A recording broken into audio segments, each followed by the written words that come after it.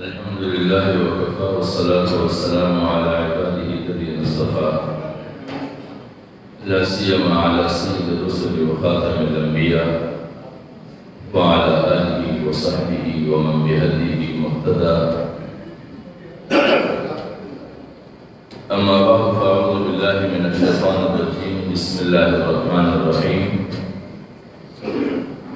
ألم يأن للذين آمنوا أن تخشع قلوبهم لذكر الله وما نزل من الحق ولا يكونوا كالذين أوتوا الكتاب من قبل فطال عليهم الأمد فقست قلوبهم وكثير منهم فاسقون. صدق الله العظيم. عزیزان گرامی، میرے محترم بھائیوں اور دوستوں،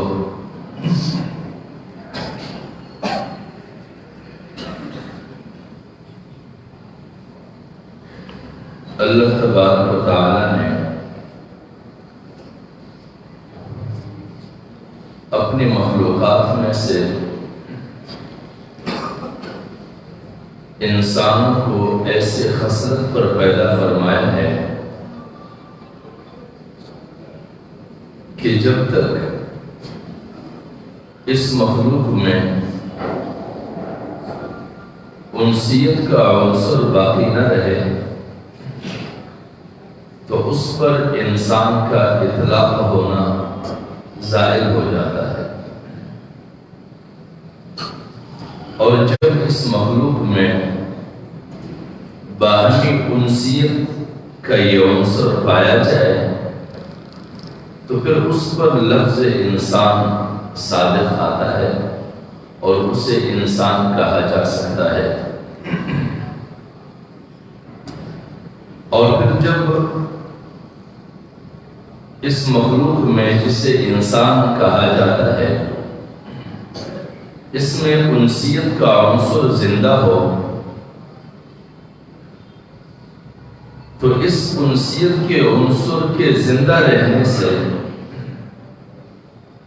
اس میں احساس پیدا ہوتا ہے، اور اس احساس کی بنیاد پر وہ خوف بھی محسوس کرتا ہے، وہ خوشی بھی محسوس کرتا ہے، وہ انعام کی اہمیت کو بھی جانتا ہے، وہ زوال کی علامت کو بھی سمجھتا ہے۔ تب وہ یہ بھی سوچنے پر آمادہ ہوتا ہے کہ میرے اندر اس احساس سے یہ معلوم ہوتا ہے کہ مجھے بنانے والا کوئی ذات ہے جس نے میرے اندر مختلف کیفیات رکھے ہیں، اور وہ کیفیتیں وقت بوقت بدلتے رہتے ہیں۔ اگر میرے اندر صالح احساس جاگتا ہے تو میرے اوپر وہ کیفیات اثر انداز ہوتے ہیں اور وہ کیفیات ظہور پذیر ہوتے ہیں جن کیفیات سے میں انسان لگتا ہوں، یا پھر انسان ہونے سے بھی آگے بڑھ کر مسلمان لگتا ہوں، یا پھر مسلمان سے بھی ایک منزل آگے جا کر مومن ہونے کا اطلاق مجھ پر ہوتا ہے، یا پھر کبھی میرے اوپر ایسی کیفیات کا غلبہ ہوتا ہے کہ ان کیفیات کے نتیجے میں مجھے یہ لگتا ہے کہ اس وقت میں جس کیفیت کے نتیجے میں جن افعال کا مرتکب ہو رہا ہوں یہ افعال میرے باغیانہ افعال ہیں، میرے سرکشی کے افعال ہیں، خدا سے روگردانی کے افعال ہیں، یہ ان احساسات کے نتیجے میں ظاہر ہوتے ہیں۔ تو اللہ رب العزت نے انسان میں پیدا کیے گئے ان احساسات کی بنیاد پر قرآن مجید میں فرمایا ہے الم یأن للذین آمنوا ان تخشع قلوبهم لذکر اللہ، کہ کیا ان لوگوں پر جو ایمان لائے ہیں، ان تخشع قلوبهم لذکر اللہ، ان پر وہ وقت نہیں آیا ہے کہ جب ان کے سامنے اللہ کا تذکرہ ہو تو ان کے دل اللہ کے خوف سے دہل جائے اور ان کے دل کانپ اٹھے؟ وہ وقت نہیں آ پڑا ہے اب تک۔ وما نزل من الحق، اور اس چیز کے نتیجے میں جو کچھ حق کی صورت میں نازل کیا گیا ہے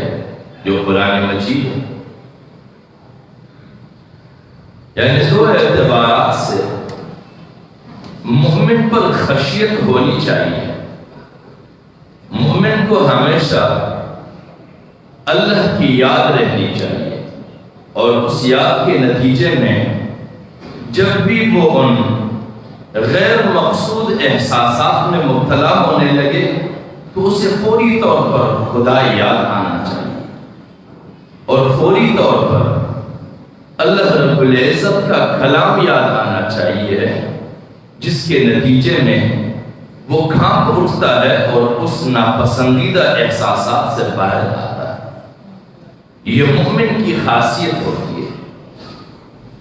تو قرآن مجید میں یہ ہے کہ الم یأن للذین آمنوا، کیا نہیں آن پڑا ہے اب تک ان لوگوں پر جو ایمان لائے ہیں وہ وقت کہ جب اللہ کا ذکر ہو تو ان کا دل کانپ اٹھے۔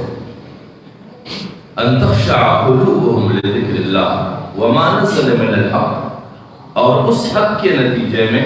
جو نازل کیا گیا ہے، جو اتارا گیا ہے۔ ولا يكونوا كالذين اوتوا الكتاب، اور ایسا نہ ہو کہ یہ لوگ بھی ان لوگوں کی طرح نہ ہو جائیں کہ جن پر کتاب اتارا گیا من قبل، ان سے پہلے، یعنی ان امتوں کی روش کے یہ لوگ مالک نہ بن جائیں، یہ امت ان پچھلی امتوں کی روش یا ان کے کردار کے مالک نہ ٹھہر جائیں کہ جن پر ان سے پہلے ایک کتاب اتارا گیا، یعنی وہ لوگ جن پر تورات نازل کی گئی، جن پر انجیل اتاری گئی اور زبور اتارا گیا، یا اس سے پہلے جو صحائفیں اتاری گئی، تو ان لوگوں کی کردار کے مالک ہم نہ بن جائیں۔ اور یہ خبرداری کی کیفیت ہے کہ ہمیں ہمیشہ یہ احساس رہنا چاہیے کہ کتاب ہمارے پاس بھی، اور کتاب ان امتوں کے پاس بھی تھی، لیکن وہ امتیں کیا ہوئی؟ ایک امت مغضوب علیہم ٹھہرائی گئی اور ایک امت ضالین ٹھہرائی۔ مغضوب علیہم کیوں؟ اس لیے کہ وہ سب کچھ جانتے تھے، جانتے بوجھتے سمجھتے، ہر چیز پر آگاہی کے باوجود وہ اللہ رب العزت کے صریح احکام سے سرکشی کرتے تھے، سرتابی کرتے تھے، تو اللہ کا اجتماعی طور پر غضب نازل ہوا۔ اور ظالم یہ کہ جو کچھ اس کے سامنے رکھا گیا ہے اس کے باوجود وہ مزید پھر بھی تلاش میں۔ اب لازمی بات ہے کہ ایک مسلمہ چیز جب آپ کے سامنے ہے جو زبانوں سے اس پر ایک طبقہ عمل کرتے ہوئے آئے ہیں، اور عمل کرنے والوں کا باقاعدہ کردار ہمارے سامنے ہے، اس کی زندگی کے کیفیات ہمارے سامنے، ان کا انجام ہمارے سامنے، ان کے اور اللہ کے رابطے کی صورتحال ہمارے سامنے، اس کے باوجود بھی ایسے مسلمہ چیز کے ہوتے ہوئے ہم پھر بھی کسی چیز کے تلاش میں رہیں، پھر تو ہم بہکائے جائیں۔ وقتی رونقوں کی بنیاد پر، وقتی جملوں کی بنیاد پر، وقتی گرم جوشیوں کی بنیاد پر، وقتی مفادات کی بنیاد پر، وقتی آسائشوں اور سہولیات اور ضروریات کی بنیاد پر، تو پھر ہم گمراہ کر دیے جائیں گے، کیونکہ ہمیشہ گمراہ وہی ہوتا ہے جو موجود پہ شکر نہیں کرتے۔ اپنے حال پر شکر نہیں ادا کرتے، جو اللہ نے دی ہوئی ہے اس سے آگے بڑھنے کے وہ مختلف راستے ڈھونڈتے ہیں، پھر وہ جیسا ہی راستہ کیوں نہ ہو، تو وہ گمراہ ہو گئے۔ وہ صاحب انجیل تھے لیکن ضالین کہلائے، صاحب تورات تھے لیکن مغضوب کہلائے۔ لیکن اب یہ مغضوب اور ضال صرف وہی پر ختم نہیں ہوئی ہے۔ یہ اس لیے نہیں بتایا جا رہا کہ اہل تورات وہ مغضوب ہو گئے، جو اہل انجیل تھے وہ ضال ہو گئے، گمراہ ہو گئے۔ صرف ان کی داستان نہیں سنانا مقصود، یہ جو کہا جا رہا ہے کہ وَلَا تَكُونُوا كَالَّذِينَ أُوتُوا الْكِتَابَ مِن قَبْلُ، کہ ان کے جیسا نہ ہو جائے کہ جن کو ان سے پہلے کتاب دی گئی تھی، جو کچھ گمراہ ہو گئے، کچھ مغضوب ہو گئے۔ یہ اس لیے بتایا جا رہا ہے کہ وہ بھی کتاب کے دعوے دار تھے، وہ حاملین کتاب تھے، کتاب کو ماننے کا دعویٰ رکھتے تھے، اللہ کو وحدہ لا شریک مانتے تھے، تورات کو اپنا کتاب مانتے تھے، حضرت موسیٰ علیہ السلام کو اپنا رسول مانتے تھے، اور اہل انجیل بھی ایسے ہی تھے۔ لیکن وجہ کیا تھی؟ فطال علیہم الامد، ان پر ایک طویل عرصہ گزر گیا، فقست قلوبہم، ان کے دل سخت ہو گئے، وکثیر منہم فاسقون، اور ان میں سے اکثر جو تھے وہ فاسق، گمراہ ہو گئے، گناہگار ہو گئے۔ اور گناہگاری اس کی وجہ یہ ہے کہ ایک چیز کے ساتھ جب زیادہ عرصہ واسطہ رہتا ہے تو پھر انسان عادی ہو جاتا ہے۔ عموماً جب ایک باوقار شخص کے ساتھ کسی کا واسطہ پڑتا ہے تو عموماً روایات کے لحاظ سے، معاشرتی آداب اور اخلاق کے لحاظ سے ان کے ساتھ انتہائی ادب اور اخلاق اور حیا کے ساتھ پیش آیا جاتا ہے۔ رفتہ رفتہ جیسے ان کے ساتھ قربت آتی ہے تو انسان بے تکلف ہو جاتا ہے اس کے ساتھ، اور اس بے تکلفی میں کبھی حدود و قیود کا لحاظ رکھا جاتا ہے، کبھی انسان بے ادبی اور بد اخلاقی پہ اتر آتا ہے۔ تو ہمارے اوپر اللہ رب العزت کا یہ احسان ہے کہ ہم اہل ایمان ہیں، لیکن ایمان کی اس دائرے کے ساتھ مستقل واسطے میں جب ہم اپنے آپ کا باقاعدہ جائزہ نہیں لیتے ہیں تو ہم دین کے ساتھ بے تکلف ہو جاتے ہیں، ہم اسلام کے ساتھ بے تکلف ہو جاتے ہیں، ہم احکامات کے ساتھ بے تکلف ہو جاتے ہیں، ہم اللہ رب العزت کی قدرت اور اس کے قہر اور غضب کے ساتھ بے تکلف ہو جاتے ہیں۔ اور جب بے تکلف اور بے پرواہ ہو جاتے ہیں تو پھر ہم کبھی اس کی ایسے گرفت میں آتے ہیں کہ کبھی چھٹکارا بھی نہیں پاتے۔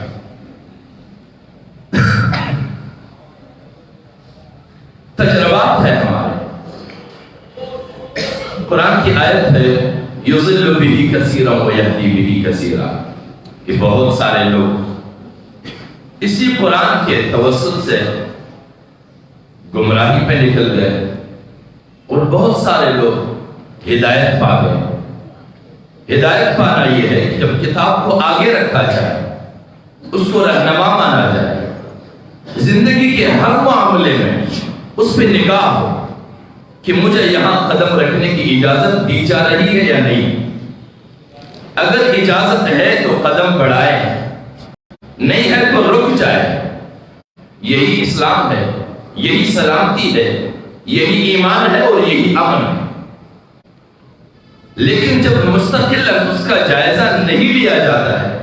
تو پھر اسی پر اکتفا کر دیا جاتا ہے کہ میں مسلمان بھی ہوں اور میں مومن بھی ہوں، بس یہی میرے لیے کافی ہے۔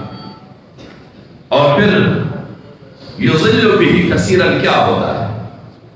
ہمارے مشاہدے ہوئے عموماً تو ہم کلمہ پڑھ کے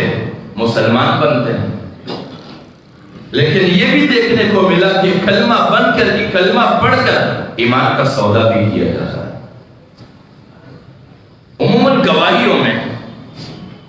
گواہیاں دی جاتی ہے، گواہی ایک انسان کا اگلے انسان پر حق کہ جب بھی طلب کی جائے تو اللہ کا حکم ہے کہ گواہی دی جائے، گواہی چھپائی نہ جائے، گواہی سے غفلت نہ کیا جائے، کیونکہ یہ حق ہے عند طلب، جب ضرورت ہے کسی کو، اور آپ کی گواہی سے اس کو سہولت مل سکتا ہے۔ لیکن وہی گواہی اگر ناجائز بنیاد پر دی جائے تو وہاں پر قسم بھی ہوتا ہے، اور قسم میں کلمہ پڑھا جاتا ہے،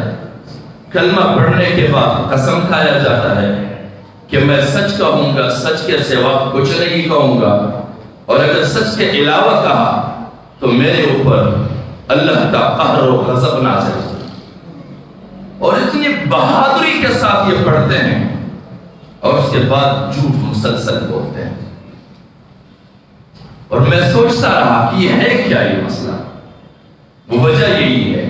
کہ وہ وقت نہیں آیا ہے ہم پر کہ اللہ کا نام پڑھ کر ہمارا دل دہل جائے۔ دو وجہ، یا تو وہ وقت نہیں آیا ہے، یا تو پھر ہم مومن نہیں ہیں۔ اگر ہم مومن ہوں تو کوئی کسی سے کہے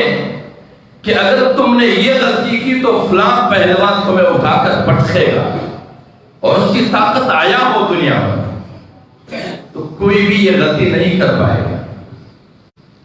لیکن یہ اگر پھر بھی کوئی یہ جرأت کرے کہ فلاں آئے کیا ہے، تو مطلب یہ ہے کہ یہ اس سے مقابلے کے لیے تیار ہے۔ ہمارے اس گواہی کے نظام میں لوگ پیشہ ورانہ گواہیاں بھی دیتے ہیں، اور ایسی ہی حالت میں دیتے ہیں۔ اب یہ شخص اپنے آپ کو مسلمان بھی کہتا ہے، یا اپنے آپ کو مومن بھی کہتا ہوگا، یہ کلمہ بھی پڑھتا ہوگا، یہ روزہ بھی رکھتا ہوگا، یہ نماز بھی پڑھتا ہوگا، یہ حج پر بھی جاتا ہوگا، لیکن اس ایمان کا کیا فائدہ ہے جب وہ کھلم کھلا کلمہ پڑھ کر اللہ سے اعلان جنگ کرتا ہے؟ کیا اللہ تعالیٰ کمزور ذات ہے کہ کہیں کہ اس کا قہر و غضب مجھ پر نازل ہو؟ اس کے علاوہ اس کا اور کیا معنی ہو سکتا ہے کہ نعوذ باللہ وہ میرا کیا بگاڑ سکتا ہے وہ آئے؟ ہماری ایمان کا یہ حال ہو چکا ہے۔ تو کلمہ پڑھتے ہوئے مسلمان ہوتے ہوئے تو دیکھا کیا ہے، لیکن کلمہ پڑھ کر ایمان کا سودا کرتے ہوئے دیکھنا بڑا عجیب ہے۔ اسی لیے قرآن مجید کی وہ آیت ہے کہ بہت سارے لوگ منافق ہیں کہ جو کلمہ شہادت پڑھتے ہیں، قالوا نشہد انک لرسول اللہ، کہ ہم گواہی دیتے ہیں کہ تو اللہ کا رسول ہے، واللہ یشہد، اللہ بھی گواہی دیتا ہے، ان المنافقین لکاذبون، یہ لوگ منافق بھی ہے اور یہ جھوٹے بھی ہیں اپنے اس گواہی میں۔ اور اس کا معنی اتؤمنون ببعض الکتاب وتکفرون ببعض، کہ جہاں پر کتاب سے ہمیں فائدہ ہو وہاں پر ہم کتاب کو تھامے رکھیں، جہاں کتاب سے ہمیں نقصان ہو وہاں کتاب کو پس پشت ڈال دو۔ یہ صرف کتاب کو پس پشت ڈالنا نہیں ہے، بلکہ یہ خدا سے محاذ آرائی اور اعلان جنگ ہے۔ ہمیں اتنا جرأتمند نہیں ہونا چاہیے۔ ہم اگر مومن ہیں تو ہمارے دل کو دہل جانا چاہیے، ہمیں وہ کیفیت محسوس کرنی چاہیے کہ میں کر کیا رہا ہوں، میرے اس کرنے کا مقصد کیا ہے، اس کا مراد کیا ہے، اس وقت میری کیفیت کیا ہونی چاہیے۔ مومن ایسا ہو۔ لیکن ہمارے یہاں اللہ تعالیٰ رحم فرمایا، اللہ تعالیٰ ہدایت عام فرمایا کہ ہم ایسی کیفیتوں سے باہر نکلیں، ہم اس طرح کے احساسات اپنے آپ میں بیدار کریں کہ جہاں پر اللہ کا نام آئے تو ہم اپنا سب کچھ بھول جائیں، ہمیں صرف رب یاد رہے، ہمیں اور کچھ یاد نہ رہے، کوئی مفاد پیش نظر نہ ہو، کوئی مطلب پیش نظر نہ ہو، کوئی ضرورت پیش نظر نہ ہو، کیونکہ مسبب الاسباب بھی وہی ہے، روزی رساں بھی وہی ہے، پرورش کرنے والی ذات بھی وہی ہے، سب کچھ وہی دے سکتا ہے، سب کچھ وہی چھین سکتا ہے۔ اور حضرت موسیٰ علیہ السلام نے اللہ کے حضور دعا فرمایا کہ رب اگر تو میری امت سے ناراض ہو جاؤ تو جو کچھ بھی چھیننے پہ آؤ تو عقل نہیں چھیننا۔ لیکن اللہ رب العزت نے فرمایا کہ جب بھی میں چھیننے کا آغاز کرتا ہوں تو عقل سے آغاز کرتا ہوں، سب سے پہلے عقل ہی چھین لیتا ہوں، پھر انسان کچھ بھی محسوس نہیں کر سکتا، وہ کچھ بھی نہیں سمجھتا۔ رب کریم ہمارے لیے ہمیشہ عقل سلیم کو باقی رکھے تاکہ ہم عقل سلیم کے ذریعے سے اپنے آپ کو بھی جان سکیں اپنے مستقبل کو جان سکے، اپنے کردار کو جان سکے، اپنے رہبروں کو جان سکے، اپنے رہنماؤں کو، اپنے قیادتوں کو، اپنے مستقبل کو اور اپنے حال کا جائزہ بھی لے سکے۔ وآخر دعوانا الحمدللہ۔